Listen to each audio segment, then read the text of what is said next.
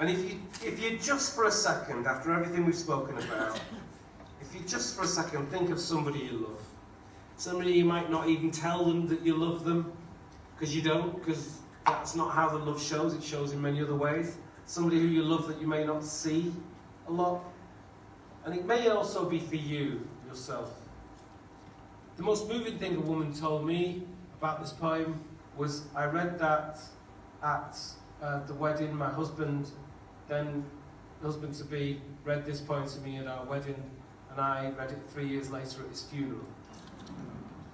And I also think that it's possibly about just love between a parent and a child, or a child, yeah, I don't know, something. Invisible kisses.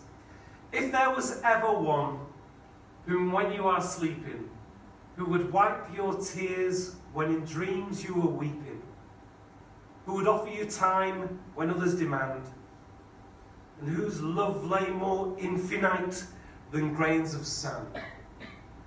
If there was ever one to whom you could cry, who would gather each tear and blow it dry, who would offer help on the mountains of time, and who would stop to let each sunset soothe your shades of mind.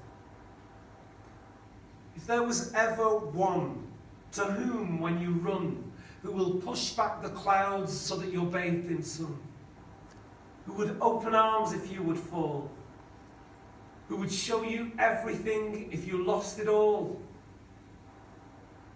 If there was ever one whom, when you achieve, was there before the dream, and even then believed, who would clear the air when it's full of loss, and who would count love before cost. If there was ever one whom, when you are cold, will summon warm air for your heart to hold, who would make peace in pouring pain and make laughter fall in falling rain. If there was ever one who can offer you this and more, who in keyless rooms can see open doors, who in open doors can see open fields, and in open fields see harvests yield, and see only my face in the reflection of these tides through the clear water beyond the riverside. All I can send is love, and all that this is, a poem and a necklace of invisible kisses.